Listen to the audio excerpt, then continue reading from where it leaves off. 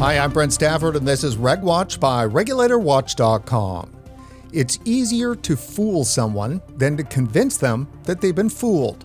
This maxim explains almost everything about the war on vaping and nicotine. For more than a decade, the public has been told that nicotine causes cancer, that it damages developing brains, that vaping is every bit as dangerous as smoking, maybe even worse. These claims have been repeated by public health officials, amplified by the media, and echoed by politicians who barely know the difference between vapor and smoke. And the public believes them. Why wouldn't they? These messages are delivered by institutions they were taught to trust. And once convinced, or fooled, it's almost impossible to convince somebody otherwise. Acknowledging you've been deceived feels like confessing weakness. It threatens your sense of judgment and your faith in authority.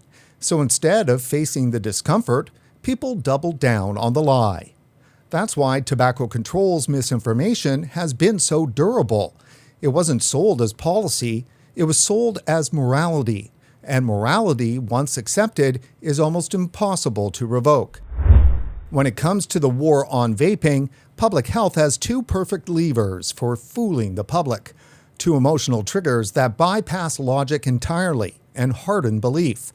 The first is save the children. It's the most powerful moral shortcut ever devised. Nothing stops debate faster than invoking the child. It shuts off reason and activates instinct. Once an issue is framed as protecting kids, opposition becomes unthinkable. And so the fear campaign against vaping is convincing. It's an epidemic of youth vaping.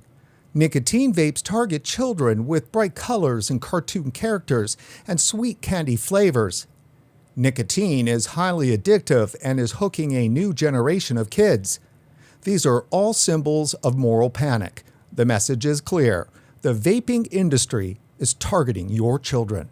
Never mind that the data doesn't show that a new generation is addicted to nicotine. Never mind that youth smoking has collapsed as vaping rose, and that youth vaping is now at its lowest rate in a decade. And never mind that the sole reason for nicotine vapes to exist is to offer adult smokers a safer alternative to deadly combustible tobacco.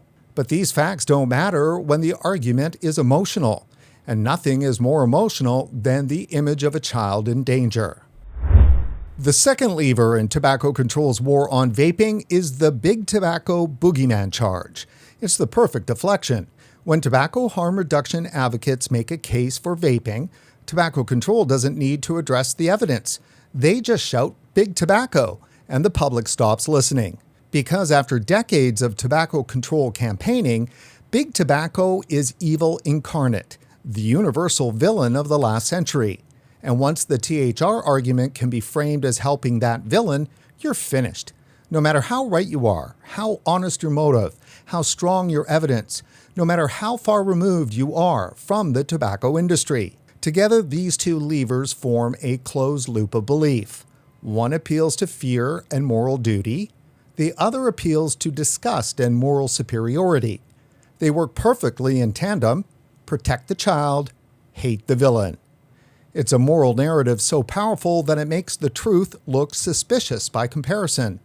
So when tobacco harm reduction advocates try to correct the record to show that nicotine itself doesn't cause cancer, that vaping is dramatically safer than smoking, that millions have quit cigarettes because of it, we're not just arguing facts. We're asking people to admit that they were fooled. And that's the hardest truth to sell.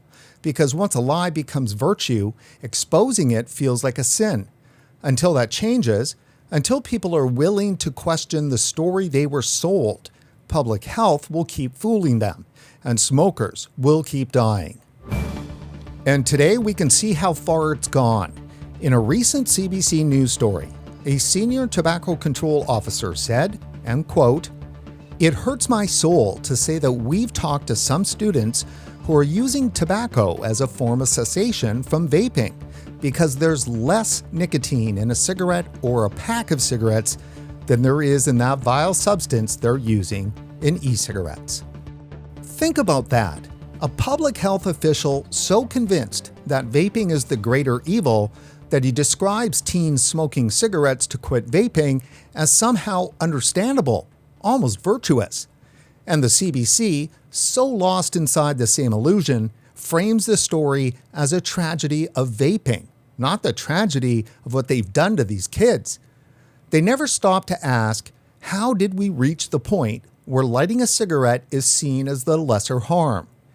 In that moment, what both the CBC and tobacco control have done is to endorse teen smoking as an acceptable way to stop vaping. That's what happens when the lie becomes doctrine, when belief outruns evidence and moral panic replaces reason. But here's the big but.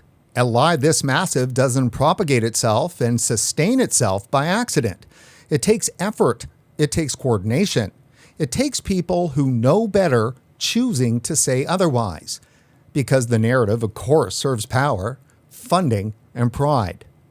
The misbelief that vaping is more dangerous than smoking is not a misunderstanding.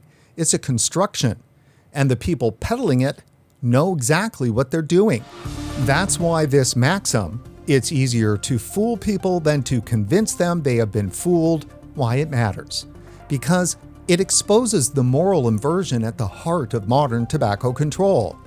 When those entrusted to protect health end up rationalizing smoking as harm reduction, the system has failed completely. And that failure was not inevitable. It was engineered. It's easier to fool people than to convince them they have been fooled. But when the fooling becomes policy, when it's funded and broadcast as truth, it stops being a mistake.